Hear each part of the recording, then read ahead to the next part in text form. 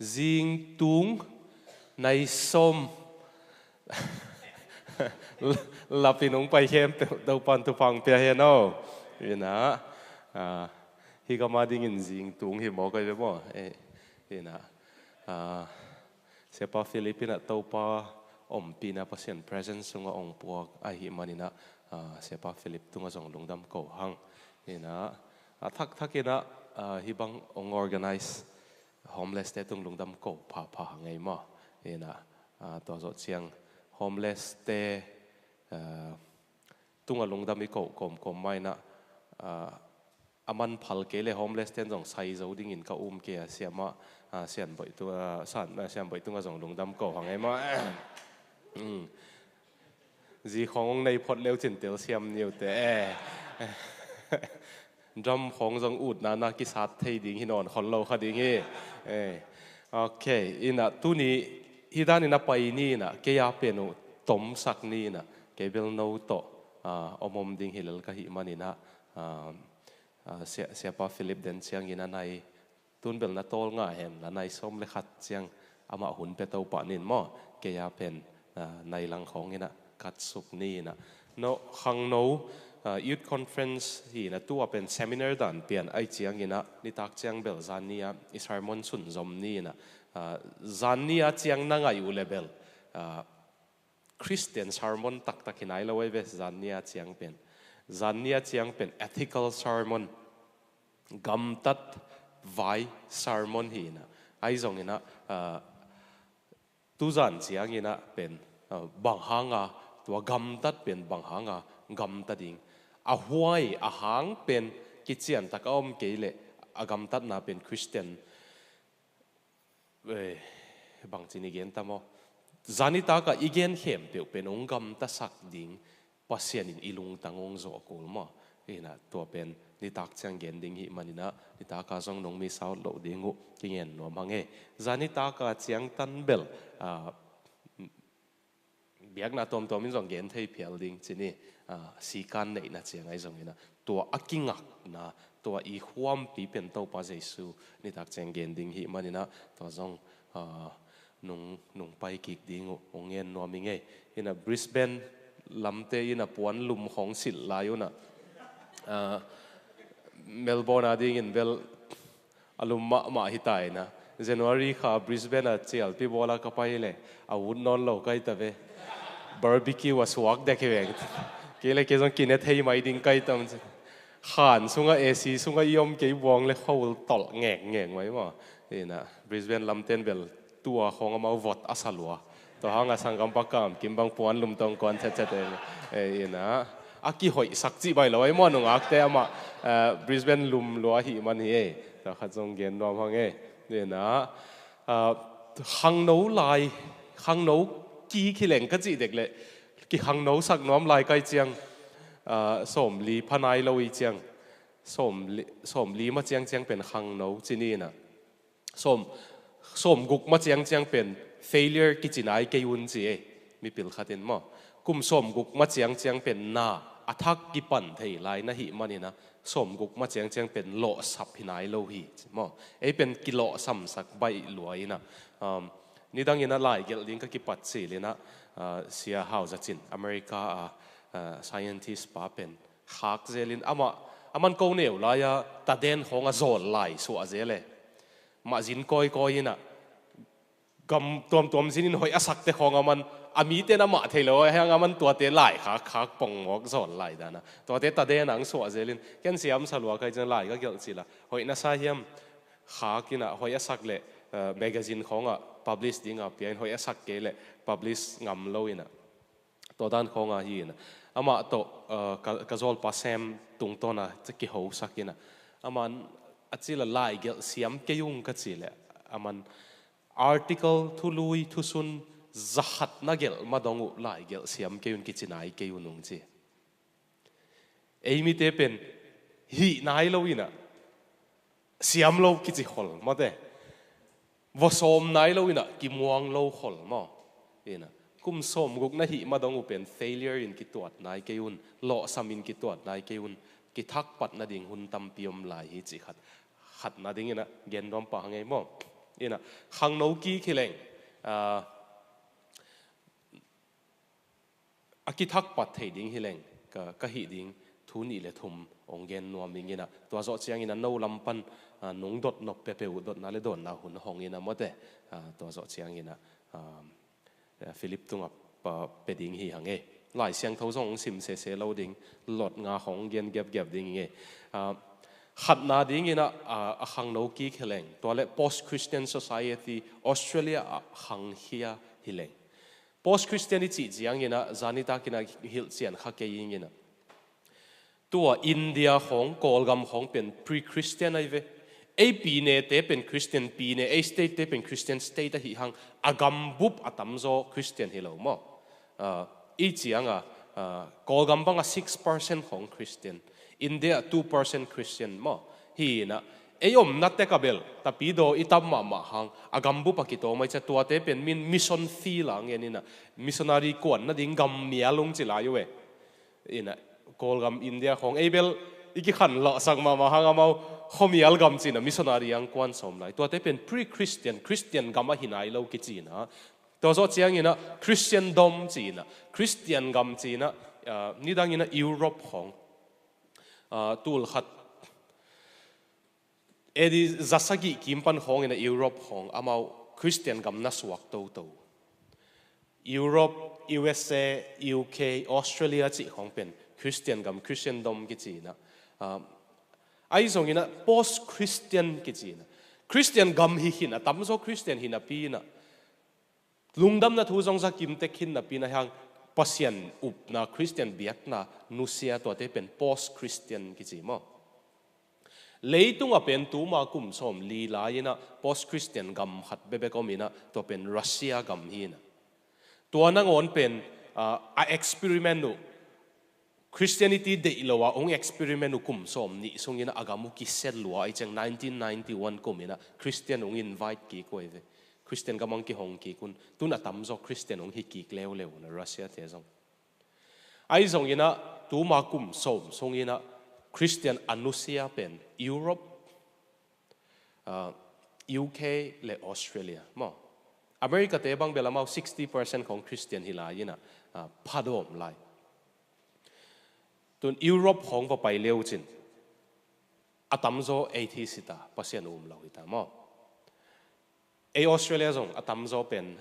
Christian hinon lo 40% back Christian tola ka zong Catholic atamzo Catholic sunga zong pen jana ka gen ma banga sacrament ne apai pen tom ta zala ka som zong hinon lo Catholic te sacrament ne apai ke nge le au na wa serious lo chi nai ve confession le sacrament apai ke le masa apai ke le mo ena au na wa serious lo chi nai ta ina in leitung agam thum bebek post Christian omin tola ka ei ki teng ye I context pen tua hanga e in lam hang hia hi tak tung tebel mo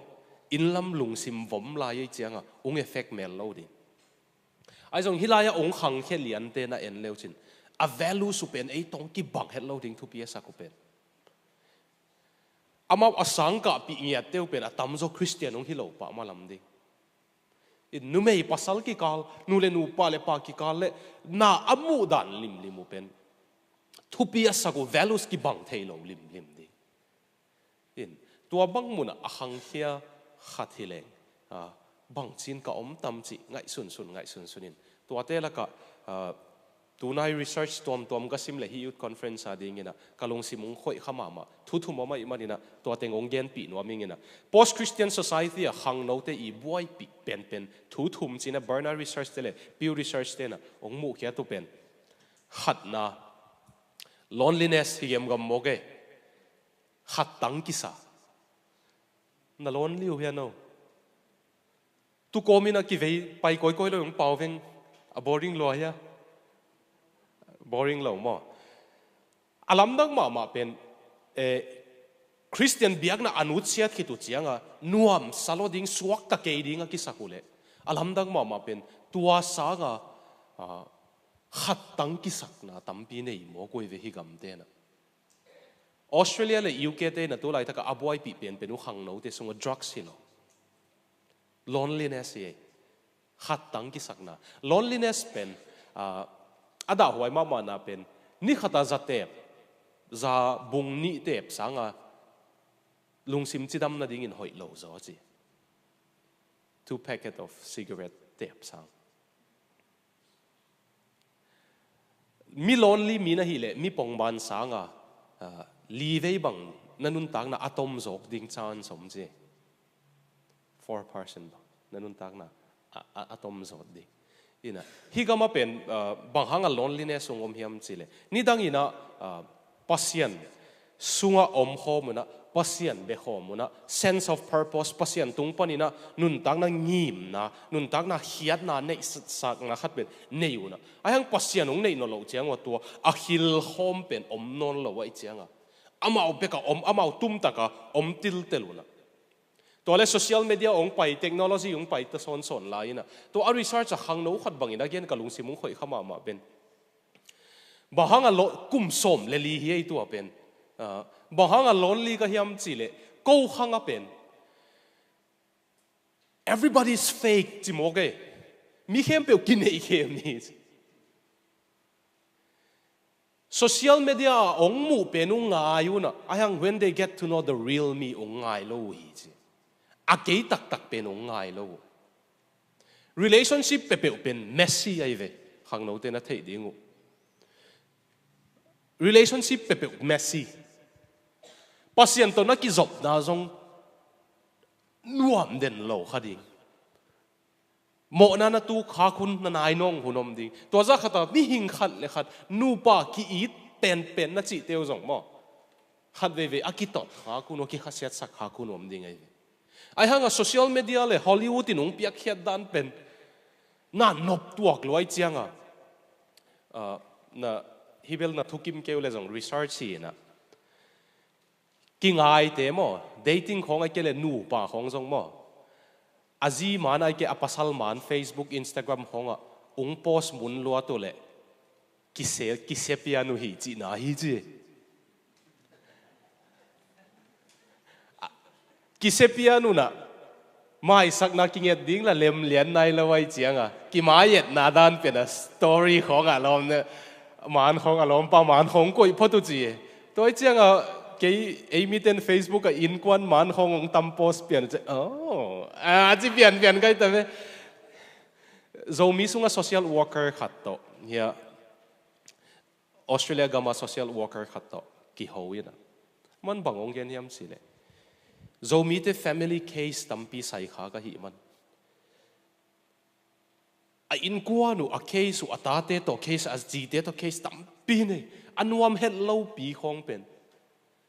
khát về không anh con ở restaurant không cùng khát apply không nuam lấy tung anh nuam mà sắp bên đàn anh kịp bố su na em là sung thu cái thế chẳng nên nuam hết lâu gì mà in ấy à đắng tiếng in bên tua à bố su em in eng ít theo xem nha mi family bên nộp tuộc sai ấy à home thôi lấy tung à tu lại ta cả tu khang liền lấy tung anh nuôi amau le mau kỹ thuật atam pen pen kum ai về world history kum chỉ khá gen hun ai về two generation pen pasal bel hilau na lung no mo pasal te ki himil mel za deu hin te nuôi 1995 piang 1995 hit nung lama piang te lấy tung a peak amau le mau suicide rate asang pen pen hun hi in tua pen bang hang chỉ lệ Amy tia ding hi level Facebook hi khai in sin mangkang te research sang Instagram le TikTok hang chi among Instagram a mi reels hong edit som hong edit in hoi sak pen ko hian mo te man jong filter bang za hiam test hit nunga hoi pen te la ka pen la ka pen ko hi ina ai hanga mi na posting enin en attack bi sign amau nun tang na nop tuak salua amau life pen enjoy tuak saluen e a to ite chang e family to ite chang e nun tang nai to ite chang e hala nop hin lo we chianga e pen nun tang na nuam lo phadiak zang ki sakna pen lian loin nu me te lak phadiak banga gen z ke biola te laka ka akai chang American English sung za khazering ina hi kam dan le Gen Z mo Gen Z te la ka tulai tak nu mei kit hat rate pen suicide rate pen asang ma na pen Instagram ina comparison nak tam sak loin to penin lonely sak che mi pha ki salo to loneliness pen anong kai ma na pen mi to akithwa lo man hilo Africa abel washing machine apua kule min depression ne bahang yam chile ain te ko puan so pun tua ma pen lu ya no pi teng pai khomun puan so khomun au teng gen che khomuna au teng hi khomuna ki thwa loi un chi dam ve tu chi tun in te ka set washing machine o mai che ki mu khom non lo che depress go pu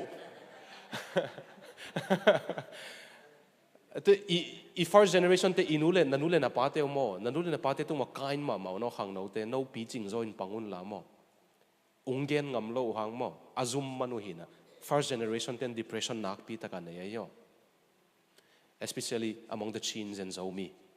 and Karen Australia bahayam sila mau inule pate zong lonely ki salwo in lama pen thau phet aveng te ka no bang me ong khol ding nai wo chu we achi mule in veng te kyang vo I mu thei we ka to ung koi ni nge niang na bol wo ong dong chia hak ding nge jin ata te kyang ge ni sak la in veng te kyang gen pe na hi thei tua pen inule paten in lama community pen mis luaun lonely we tua hanga brick khalechin patience khong loss pa du ven nule pate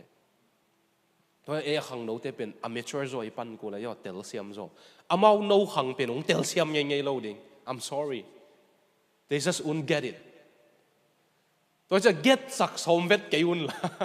tel siam sak som ke zo no pi ching pang zo un la ken nun tak na sao zang zo ding hing kanule ka pate bel asot pen le zong kum som ni som tum ba zang no lo ding ai chiang una ke amau tung kalung duai kul hi chila mana pang na pai ding ong dei sa ki ngai mo azon tua pen ke ga gen som post Christian gama pen loneliness pen atuam ma na pen khatang na atuam ma na pen they are lonely in the crowd chi mi hon la ka khatang chi mi hon la ka khatang party hong pa ina club hong a lam hi na pina alam ke na pi asung tong enjoy tuan lo lonely ve concert hong a pa in lonely ve tu dan na omu tamo ke ka pian thak ma to chi gai ve ke metal fans kai chianga dream theater te in diang pa in luwa ki pe hello back sam sao lai chianga head bang ki sa azing chianga ki tho zo lo ti ke a hun lai da ben nop chi ta nu amin ang tua kom ko ma song ki hi geu gao lonely ki sak nam pen lonely in the crowd tua pen bang hang hiam chi le a main reason pen eat na tak amau to ki nai taka lom tam ki sam lo hat bek a hi zonga asiat na teng zong theina eat ve di atai le zong a criticize zong eat na to criticize hi chi a thei ding lom ki chian anei lo manu hi chi past generation hem pe win best friend ki chian nei we ve ei khang be kai ve Instagram a khasima BFF ki heng khasima alom hoi pen ki heng nung kha nu mei khat ma nung ki posin the best friend ever akha ki chang adang best friend ever khatung om leo mo anu am ke lo ya ong tel siamon mo tua loneliness research pe na tua khat pe ni na hi thu hang ina ke lonely lo tua hanga America te na Frank Zen ki chi khatin novel purity ki chi novel ong ga lai ve dal zani kim khong be ki sim leo chen a novel sim no mama tu khanga ding a gelhin kalung simung khoi khama ma pen nume khatina bara bia surfina sibia chini etel siam ding ina alung leng nam pha ko le sibia homina ama bia saya sem hina pasal khatin va approach ina ong date no mi ong hel no ming chin tuanu ama le mangki hoin a dialogue in kalung simung khoi khapen should I risk being in a serious relationship and getting hurt, or should I just opt for a casual sex without relationship chi lung tang teng pe ding ina kele ke kinat sak ding mo ai kele ki hel sak ding in lung simple wa sex ne hi thia ding koi tel zo ding ka thei keng chi nop na hi khang te pe ni na sex ne ding sang alung tang relationship ki heart khak ding lao zo chi nai ta na tel se mo ya tua hanga trust is su nei lua wai chiang a lon liu no tua chin na bua yu tam thei lo kai ve na lom mon pen penin na thu simong na gen khe ek mo kai chiang a nang mi muang thei non lo mo tuai chiang a ke no khanga om lai heleng mi piang thak tak tak lom hoi ding zong pasien kyang thu ngen ning ina tua ong piak matan bel kalung sim khem pe to lom pol nai ke ning a chinuam kai ve ba hang hiam chile kum som ni lenga na phak matan na parents te sanga na life pen nanun tak na pen na lom ten sek zo ding hi khatong gen ning ele example kum som ni lenga phanai lo chiang chiang o ina kam kim pa khanon lo tang wala hi hang he na jong pa non lo ang he na bela melom dan som le sagi gwal khong dan mi khem zo lai le kilom sai ina na lom te una wak ding in ong zon hen la ni tak zu don ding bang ding hi se lo mo a birthday yam bang yam khata pai ding ang zon na nu na pan pai ke in ong chile na pai le na nu le na pa kha se ding pai ke le chin na lom kha se ding kwa zo kha se sang ngam zo ding kum som ni le nga phanai lo te kwa zo kha se sak ngam zo ding na nu le na pa thu nial ngam zo ding nei ve if I'm not mistaken na lom pe na khasiat sang am I right a hi dia pol khat nu le pan ong vuak thei ding pol khat bel thu tu mi ven chin to da na nei te bel ham pha chi ding hi moi ke wang sia chi ding hi mo to te bel thu tuam hi ta le hang no tam zo ina they would rather hurt their parents than hurt their friends ai ve alom te kha se sak ngam lo zo nu le pa sa to hanga 25 matan mo na chiam te wo na brain na neurons na khwa ka thu khen san na decision making gui zam pen complete nai lo khat ve sian hoi kianga a thei lai dema psychological research khat video here Australia psychiatrist khata ka khaga to nu lai bu ka simpana ka thei pathe ken jong nung kum son ya ma thei pan kum som ni le ngai phak matan thu khen sat na decision making neurons I khwa gui zam pen complete nai lo to hanga I high school ai ki ngai pi khong pen easy ding ki sai I pasal ding ki sai chi kein ki hianin ki phok non hiao lo amao zong lang phok non dek suai lo I ki ngai la ya lai ji ding piu ki sa kum som ni lenga na phak ma chiang chiang on na relationship teu pen serious ke una chi hello mo ai zong ina second thought tungom thei lai ding ni chi khatong gen no me a hangin na decision making neurons su zam hin nai lo wai chang pasal te bang kum som ni lenga na phak chiang ni danga an bang za tak hen le chin jong a thau thei ma lo te jong som ni lenga pan ong thau pian ta ding nai ve na tak sa ong ki khek ta tuôn bằng Paul khát bằng tui bê cái đòn lệ rồng thả qua bay lệ kilo mà gil hốc tui góp tui bê ta rồng tua hàng 25 matan pen in life impact lian pen te la ka khat pen ilo mai changa tua hàng lom hoi ding thung en ding hinga chi kai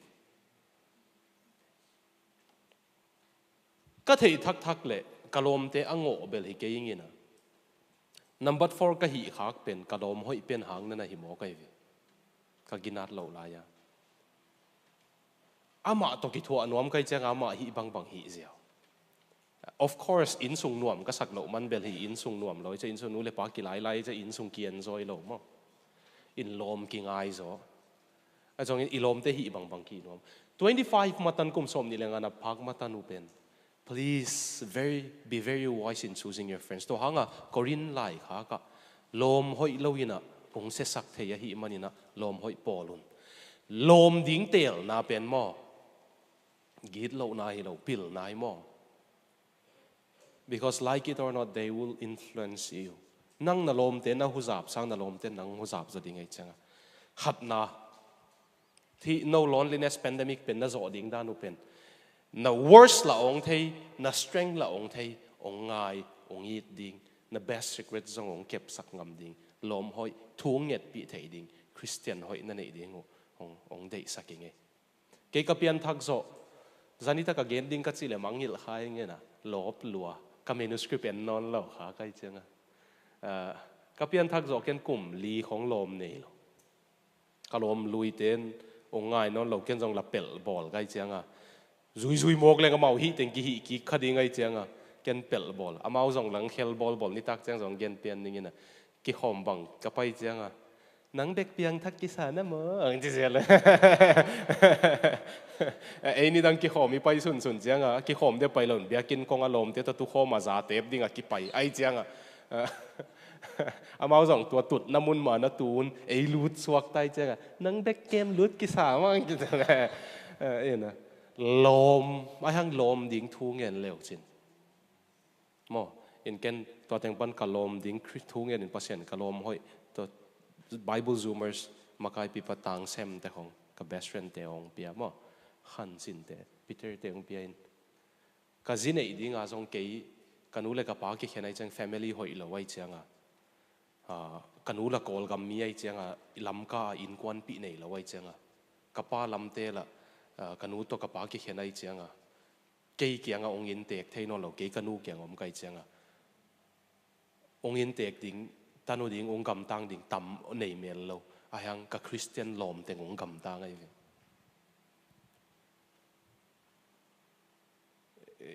tel siam hang mo te ka gen dan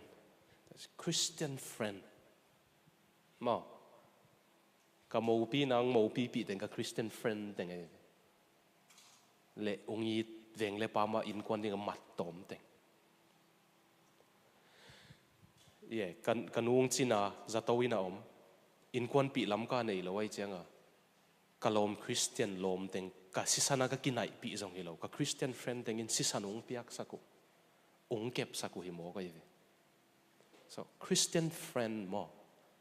na value sakibat pi di nu pa hong jong mo pasal zinung ne non Christian to kiteng a hoi dem ong kiteng phot wo na value pen Jesu a hi tak le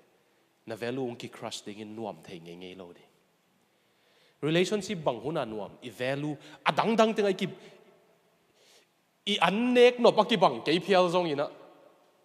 I movie et no pa ki bang ke phial jong ina I value pen sung tong a thupi a core value thupi sak tak pen ki bang le marriage nuam ai ve in na core value Jesu a hi ke le adang tenga nuam na sak teng ki bang zonga na relationship asung tong nuam thei ngei lo di ang piang thak tia ding ala core value pen Jesu ai changa to hanga non Christian to na ki ten le zong apothama nuam sa ding in sung tong nuam sa tak lo ding nang pen na value pen pasien biak ding in amanong biak pi thei lo ding ai changa na biak ding ong phal ding ina ong phal chang nang lung dam ding ai hang na sung tong aman zong ong biak pi le ud ding in na lung sima wish fulfillment back to hun zang to den okay thu tom gen ding pa zo bang chi zal ka yan le sorry ni na loneliness sota ni na pornography pan tai chi takin tai ning khang no thak ki khileng Matthew chapter 6 to pa jai suina khwawa kong mi sak ung musak pen nami tu hia nami tu mial le nanun tak na mial sin te chi pornography in asuk siat brain te na mungei hia projector ang ko ikeing ina den chang Google un la mo porn brain chi leo chin mo Billie Eilish a thei teng khotung li pak diu le Billie Eilish ka zol lui okay tu ni Billie hairstyle ung copy na mo ya a green om ke te mo some green Billie Eilish YouTube papayun la mo how porn destroyed my brain chi again na sim leo chen Billie Eilish na sim leo chen chi en leo chen ama again chi zek huai hi mai scanning a ong e tu chiang mo den chiang Google na enun la brain pong man zudon le kham the su te brain le porn en te brain en leo chen porn te a kham the su te sang sezolai to hang a porn zong sang da omule na et no lo kum ni kum thum khit chang zong ong haum thei lai ding ai ong du theo hiao thei lai ai hang ada huai ma te la ka khat pen pornography at zong sang na hiu ne ji pasal nung ne chang na sex life u enjoy loading gen khemiat miat lel ne hang no conference ai chang wahang yam chile pornography na porn asu ten pen zatui neun mi hing hi zo ngei lo ding banga hiu ai chianga nang penin sex education na lak na pen pornography ai chianga sex pen porn adan ding sa ding ina porn a pen la zatui ne lo wa mi hing ina hi zo ding hi lo ai chianga na real life sex sanga na brain a pen na masturbation fantasy pen enjoy zota dingin na zimo na pasal sanga na lungsima sex pen enjoy zota dingin na sex life unwam ngei loading sex life not kele na marriage life unwam loading tôi sẽ gay băng nu mei hi ngei leng pasal pornography at zong sang date lo malam pen ding kai ve ayang la bang chi zon hiat mok ding mo to aman at search history delete pa mok ding no na lom lai te search history siang luai le zong muan mo hoi ding ai mo ka ki clear pa le zong search history le bang ma ki search ngei lo wow bibi bang ma ki search ngei lo om loading porn se search ke zong ina thu tuam to ending event a history ten ki clear pa le zong muan mo hoi ve ding leitunga post generation post Christian generation a family asocia pornography is top number 1 ai ve in ken to pena chi la pasal te bek buai na sa ai hang a statistic apen laptop pana pornography a en Google search le Safari atam zo nume laptop pan phone pana en atam zo pasal bang hang chi bel sao ong gen di non ke ni na pornography penina mi hing khatin a fulfill zo ngei lo ding lamet na lung simong pe ding in to hanga Naomi Zacharias kitchen the scent of water lai bu neu mama gere ama sex trafficker le kizuak te la kana se mai ve Amsterdam aman bangen hiam chi le na u mo het lo ding innocent mama ding na sakteu zong pen kizuak na anung lampanung lu tu na ka hau pi pasal le nu mei kizuak lady nga ong pai hem pe ka hau pi te nang bang chi banga hi che ki pan khana hiam ka chi le a fek vo porn hi chi mo lo chang na brain pornography to rek ke you know to zo chang pornography na et mun lo tu le et lo ding hi na et mun lo tu le na dopamine chi pen ilung dam thei na chemical pen keu mang ding ai cha no depression nei di pasal pornography naket mama demo mit tangin ken leng mo hak he hayoi ve mit ami tu jong blurry tai ve sia no mei teng hil sin sendel ne hil building to so chang girls no mei te pornography en pasal penin mo eat laugh eat ding angen thelo ding sex object angen ding ye you are a thing to them you are an object of pleasure ama nop sak na ding a van zat ding hilel ta che i ding treasure ding hinon lo pasal te zong hi ve ve ayang ala zat ding ko ma kiut lo pi mo being used object bang ki pen ko ma kiut lo toy manina pornography pen ki kep ma ding post Christian society mi depression apia hang no tampi depression apia pen pornography hi mo ke en zol ki ngai te bek lung ke thei sak le porn en te jong la depression suicide khong om thela nina thumna le izo na dingina I will choose very wisely the voice that I listen to and let myself be impacted. Cái hu zap ding open tel chỉ tak tel ning. Bang cái gì nộp na to. Personal de winong pau ning mo te. Cái mi mal vayong gen ning mo phamo cái mo te. Ten tan hi lel. Nanun tak na wa ong sek alian pen ni. Namita na mule na bila na zak. Easy away. What you see and what you hear. Namita na mule na bila na zak pen nanun tak na asek tam pen. Tua hang ani dang alai siang thau pen. Sim ding anak kisol masalona. Zading anak kisol we pasien thau pen. Sim sang azong oral tradition pen ni dang anak thu pisak zo na lungsima na zak pen. Hang no po khatim ga gen za hin niu china salom ten jong za hin niu china psychology emotive behavioral therapy ki chi khatomina to ina gen no pen I khut atan penin depression ong pia hilowina I he atan penin depression ong pia hilowina I zone in depression ong pelowina ai hang ke zong hi nga ke hetan hi nga che ei le I ki ho na penin depression ong pia I tel sam ya I tua pen hilow I tua tung to na ei ki ho na pen mo tôi chỉ nắc ki hậu na nang le nang nắc ki hậu na pin thu po tua hang a Davidin la te sung na simule ka hao nang bhangang kun na yam pasien phat ve chi ama le ma ki ho we self talking nang le nang nắc ki hậu na pin thu piding tua nang le nang nắc ki hậu na bangin thang piding yam chi le nắc ki hu za sak tu hang te ding banga YouTube nang bangen mun pen kwa thugen ngai mun pen kwa lasak ngai mun pen na thei lo ka lo na la sak unong influence na la sak ngai unong influence ding na thugen ngai unong influence ding tua hanga kanun tak na hidana tu zo kum nga cheng hidana tung nuam kai chiang chi na ngai sut na to ki tuak ong hu sap ding open tel leu chin ching de saking eo hang no te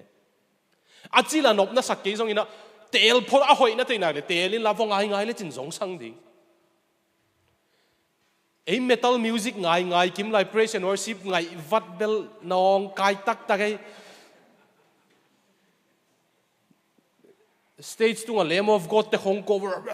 ki chi luan lai tiu chi la ton tung not ni hong ging de ni ngai vat bel biểu mo chi phe to me ấy tiu chi suk nuam ma reverb to tiêu chỉ la ton tưởng hạt tiêu ai hi hang cái gia đình cả gia đình in hỏi ấy chị cái thế chăng à ngay lên cái top na ngay nộp cái sao mốc cái điều blues hong bèo mà đi đang à căn nuôi à giác đã đuổi cái gì tu chăng à blues ngay lên cả lùng xì mông zen mốc cái lắm đang đi đang à blues hong nu mày vài sao cái đặc biệt blues ka ngai le Mr. Big te abek ngai ta ka sa ka be blues ve zong pen death metal honking ngai ai changa ai zong ngai leng pen pe hoi ki sa thei mo no ung hu za ding personal ta kong gen ning ka chi pen ka neu lai na ka pa pen ama mi si kan nei hi na anun tang na to se nang siat khak mai na mi ki uk zo ma khosung zong ki sa ta khi na lai zong sia mai changa sáng na pen zahat la ka som ko le get khong mu leong kapan nang si che bangang zahat mu lo chi the perfectionist anyway no zong perfectionist na mu le mi som khong in ngai ma pen khatin ong gen set khong na sama ma ding ong ngai te nga lung dam sang a to khatin ngai lo pen in overcrowded zamo Linkin Park te singer pa zong mo a depression anei sak pen mo hybrid music ong pai hiata mi tampin pak ta pen magazine a critic khat lenin a pa tak lo pen man na saluai a pak ta teng hanga lungdam suk le lo wa muda teng hanga da e a tu le na pa tak la kapana nang si chang chi zel to zo chang si kil hong kil leng kil koi khaleng apang chi nang si chang chi zel le to pen kapan agit lo wang chi zong hi lo amau tua hun lai akitai dan we ve tua pen amau hun lai tua pen kam nem zong hi pial kha in te tốn rằng cái nụ tê khóa cái nụ tê tôi cái bù tê cái cái gì nụ lệ alom tâm cái nuôi nàng cái đầm lại một cái nó bù xì ai gam khinh tiếng song cái gì mua quê bằng chỉ vật gì à mau bên à kinh ai luôn anh này à cầm xiêm luôn anh này hiểu ấy nuôi rồi sen nàng cái đầm lại một bù xì ai gam khinh tiếng song cái gì mua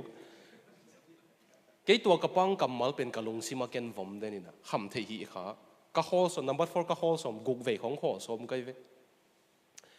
ข้อสมจะกิมจิตกิมอีกุยต่างเต็งนะกาลนี่สุงของอิสปาร์มของกิเตนัดจิตกานากิปังเตตาไอ้จงอ่ะลงซิมาเกเบลอาโซโลดิ้งเห็นกันเนี่ยอุปนักปันอันนังองจีจีจีเป็นกระลงซิมากิงกิงโมเกกุมสมนี่เพียลไปสักปานองเกนเป็นกิงกิกกิกมออันกงเปียนทักเจียงอ่ะไล่เสียงทว่าปัสเซียนี่นะเจสุหางอ่ะเลยตุงโจเทจิของอากิงเป็นนักเขกเลยกันตุนกุมสมวาลหินตาปัสเซียนให้เป็นนักขัดเวจงกิกกิกนอนหรอ The voice that you listen to really matters soหางโนเตนั่นลุงซิมัวอากิงเป็นนักยินสักเป็นอุมันพายย่อเลยตุงนวมนัสักเลยนัสักเหล่าดิ้งอุโมอพอลามากิงอาโลนับบิลขัดเลยขัดกิกาลากิงอาเยเลยตุงนวมนัสักเลยสักเหล่าดิ้งอพอลามากิงอาโลบิลขัดเลยขัดกิกาลากิงอาตัวไอ้มันนี่นะน่าอ้อจ้าก็เป็นอาจังเสียมปัสเซียนถูมาจ้าปัสเซียนตรงปันจิดำนั่นดิ้งโอเตมาอาจาดิ้งนะตัวปันทุพังเปตาเฮนตัวเสียงตันนี่นะเกียงเจ้านี่นะนุ่งดดนบนุ่งได้อยู่เลยหุ่นตำเราห้องปักเนี่ยมอดนาได้ดอนนาหุ่นต้องปัดเสียเลยลูกพ่อ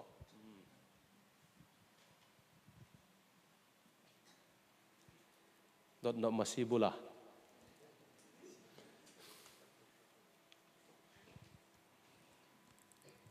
โอ้อมโลโมไอ้เกเลยไอ้กี้ถอยไล่ไอ้มิเตเป็นหม้อไอ้หางสันโลกนั่นดิ้งตาตะกี้หางสันนี่นะหางสันนั่นดิ้งเตตาตะกี้หางสันเล่าเส